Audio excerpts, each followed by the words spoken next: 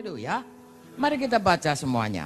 Mulai dari ayat 1, kuat-kuat kita baca. Karena itu, saudara-saudara, demi kemurahan Allah, aku menasihatkan kamu, supaya kamu mempersembahkan tubuhmu sebagai persembahan yang hidup, yang kudus, dan yang berkenan kepada Allah.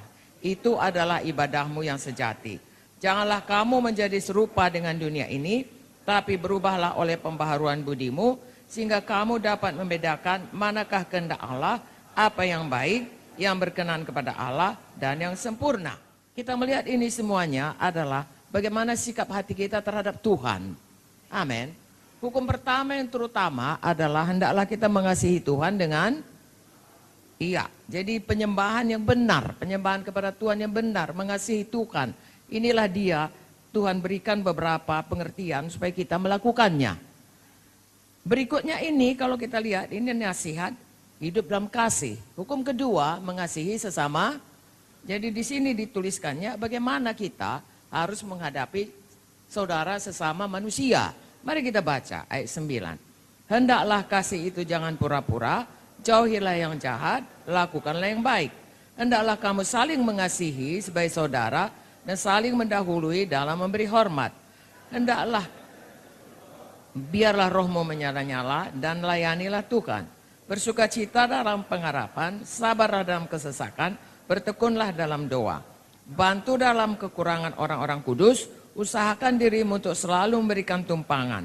Berkatilah siapa yang menganiaya kamu, berkatilah dan jangan mengutuk. Bersukacitalah dengan orang bersukacita, menangislah dengan orang menangis. Hendaklah kamu sehati sepikir dalam hidupmu bersama, janganlah kamu memikirkan perkara-perkara yang tinggi, tapi arahkanlah dirimu pada perkara-perkara yang sederhana. Janganlah menganggap dirimu pandai. Janganlah membalas kejahatan dengan kejahatan. Lakukanlah apa yang baik bagi semua orang. Sedapat-dapatnya, kalau hal itu bergantung padamu, hiduplah perdamaian dengan semua orang. Saudara-saudaraku yang kekasih, janganlah kamu sendiri menuntut pembalasan, tapi berilah tempat pada murka Allah, sebab ada tertulis, pembalasan itu adalah hakku. Akulah yang akan menuntut pembalasan, firman Tuhan. Tetapi jika seterumu lapar, berilah dia makan. Jika dia haus, berilah dia minum. Dengan berbuat demikian, kamu menumpukan bara api di atas kepalanya. Janganlah kamu kalah terhadap kejahatan, tapi kalahkanlah kejahatan dengan kebaikan. Amin. Nah, ini umumnya adalah sikap hati kita terhadap sesama. Hendaklah kita saling mengasihi atau hendaklah kita mengasihi sama kita seperti diri kita sendiri. Itu sebabnya seluruh Alkitab ini dikatakan, ya, itu adalah termasuk dalam hukum pertama dan hukum kedua. Inilah contohnya, saudaraku, ya. Jadi satu poin, ya, penyembahannya benar, ini terutama bagaimana mengasihi Tuhan. Lalu poin berikutnya, bagaimana mengasihi sesama. Jadi dari kalau saudara baca hanya poin Roma 12 ayat 1, tidak segenapnya kita tangkap. Tapi kalau kita baca ini semuanya, lalu hati kita diubahkan Tuhan. Haleluya, saudaraku. Hari ini saya tekankan lebih dalam ayat 1 dan ayat 2. Tapi ini menyangkut seperti saya katakan tadi, ya, bukan hanya berdiri sendiri ini dua ayat ini. Tapi di sini adalah bagaimana kita hidup untuk mengasihi Tuhan dan juga hidup untuk mengasihi sesama. Amin, saudaraku. Nah, di sini dikatakan ayat 1, kita baca lagi. Karena itu saudara-saudara, demi kemurahan Allah, aku menasihatkan kamu supaya kamu mempersembahkan tubuhmu sebagai persembahan yang hidup, yang kudus, yang berkenan kepada Allah. Itu adalah ibadahmu yang sejati.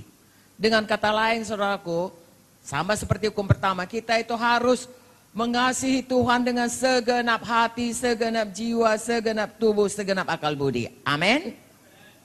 Tubuh dipersembahkan. Saudara yang kekasih, kita semua mengingat kita ada di sini karena Yesus sudah mempersembahkan tubuhnya sebagai korban untuk menebus kita. Hidup kita, hidup kekristenan kita, hidup baru kita dimulai karena kita mengakui Yesus sudah mati bagi kita. Sebelum kita mengakui itu, tidak ada hidup baru dalam kita. Yang ada hanyalah hidup lama, hidup berdosa. Hidup dalam jalan menuju kepada ke neraka. Tapi begitu kita datang kepada Yesus, tahu dan percaya dan menerima Yesus, telah mati bagi kita, mempersembahkan tubuhnya untuk kita, untuk dosa-dosa kita. Disitulah mulai hidup baru kita. Haleluya. Dan Tuhan meminta kita bukan pula mempersembahkan tubuh seperti dia, ya, menaruh badan kita, saudaraku, di atas mezbah lalu dibakar. Bukan, itu sudah dikerjakannya. Bagian kita sekarang, tubuh yang hidup ini dipersembahkan.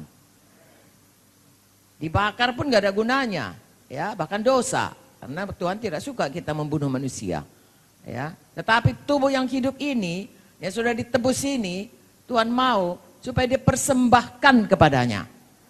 Lagi kita hidup, ya, roh, jiwa, tubuh kita, itulah keseluruhan kita. Semua untuk dia, tentunya dengan apa yang kita miliki yang diberikannya. Ya, semua untuk dia. Haleluya.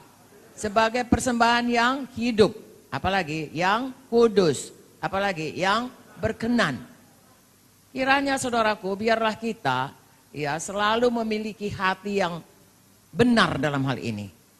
Ya, biarlah hidup kita ini adalah hidup yang dipersembahkan kepada Tuhan, seluruh hidup kita. Haleluya. Dengan kata lain, saudaraku, kita ini sudah mati. Bukan mati dalam arti kata mati tidak bernyawa. Mati bagi diri kita, bagi kehendak kita. Bahkan kita berkata, saudaraku, Roma 10 ayat 8-10, siapa yang mengaku Yesus itu Tuhan, dia diselamatkan. Jadi Yesus itu Tuhan, dia yang naik tahta. Jadi apapun hidup kita ini, roh, jiwa, tubuh kita, dan keseluruhan yang ada pada kita, itu milik Yesus. Harus dipersembahkan kepada Yesus. Haleluya.